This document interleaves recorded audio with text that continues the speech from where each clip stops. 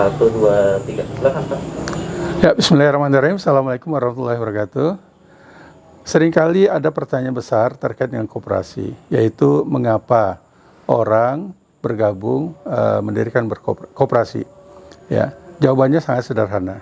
Kenapa? Karena manusia hidup dalam kehidupannya sehari-hari itu memiliki banyak keterbatasan. Ya, resourcesnya terbatas, tapi keinginannya atau kemauannya cukup banyak. Dan itu akan sulit dipenuhi dengan resources mereka yang terbatas. Oleh karenanya di dalam pergerakan koperasi itu sekumpulan orang itu berkumpul untuk bersama-sama, ya, saling bekerja sama untuk bisa memenuhi apa-apa yang dibutuhkan. Ya, dengan adanya kebersamaan maka itu akan menjadi lebih mudah, ya, lebih murah, lebih efisien, lebih terjamin dan sebagainya. Jadi koperasi itu pada dasarnya adalah sekumpulan orang, ya, yang otonom, ya, mereka secara sukarela berkumpul, kemudian berusaha untuk memenuhi kebutuhan-kebutuhan mereka yang sama, ya, dengan cara apa? Dengan berusaha bersama, atau boleh dikatakan mendirikan usaha bersama, ya, yang dibiayai bersama, ya, diupayakan bersama dan dikontrol juga bersama-sama. Jadi di sini adalah kerja sama secara berjamaah itu menjadi satu keniscayaan dalam koperasi. Jadi koperasi bukan sekedar bisnis entity, ya, yang sekedar mengejar profit, tapi koperasi justru memberikan benefit yang besar bagi anggota-anggotanya yang bergabung dalam koperasi tersebut. Nah, kenapa koperasi didirikan pada awal? Ya, pada awalnya dalam sejarah kita melihat bahwa koperasi itu muncul karena ada ketidaknyamanan di kalangan sekelompok masyarakat, ya, yang disebabkan oleh adanya tekanan-tekanan kehidupan yang luar biasa, ya, khususnya dalam kehidupan ekonomi, ya, penguasaan aset, penguasaan pasar oleh sekelompok orang tertentu menyebabkan banyak orang tidak bisa mengaksesnya dengan mudah, ya. Oleh karenanya kemudian mereka bergabung, ya, menjadi satu kekuatan bersama, ya, ibarat sebatang lidi yang lemah, ya, tapi ketika digabung menjadi suatu sapu lidi yang kuat, maka itu akan susah dipatahkan dan mereka bisa membuat berbagai aktivitas yang diarahkan untuk bisa memenuhi kebutuhan-kebutuhan mereka bersama. Oleh karena dalam koperasi ada istilah double principle of member, ya, jadi member memiliki posisi dalam dua hal, ya, sebagai owners dari koperasi, sebagai pemilik koperasi, tapi juga sebagai pelanggan koperasi. Kenapa?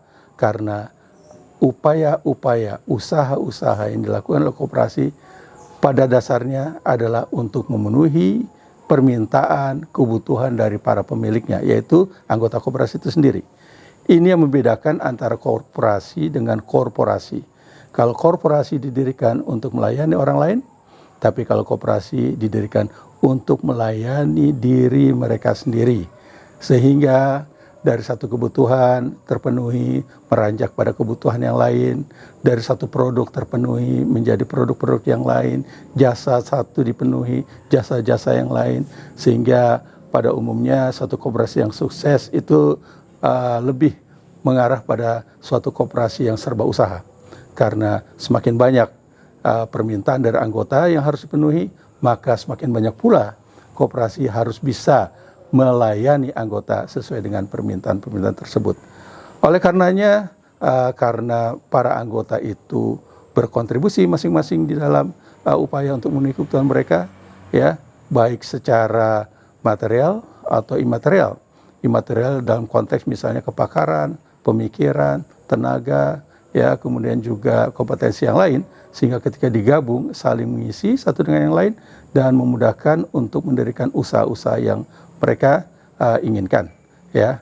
Di sini yang membedakan antara koperasi dan korporasi, sehingga bisa kita mengerti kenapa banyak orang-orang yang merasa tidak nyaman dengan lingkungan ekonomik, ya, di satu wilayah, kemudian mereka bergerak bersama-sama untuk mewujudkan kenyamanan yang bisa menjamin kebutuhan-kebutuhan mereka itu bisa dipenuhi. Mungkin itu satu hal yang bisa menjawab kenapa orang banyak bergabung ya mendirikan koperasi. Dan di Indonesia ya dalam beberapa hal sudah terlihat banyak juga koperasi yang sudah berhasil, walaupun banyak juga yang masih belum berhasil. Tapi ini adalah satu tantangan karena untuk membentuk satu kebersamaan itu mudah sulit. Tapi kalau kita sudah punya kesamaan niat, ya kesamaan kemauan, itu akan mudah diwujudkan. Ya, dan itu bisa menjadi suatu kekuatan yang besar sekali. Koperasi bisa menjadi besar, itu bukan utopia, ya, tapi itu sudah realitas.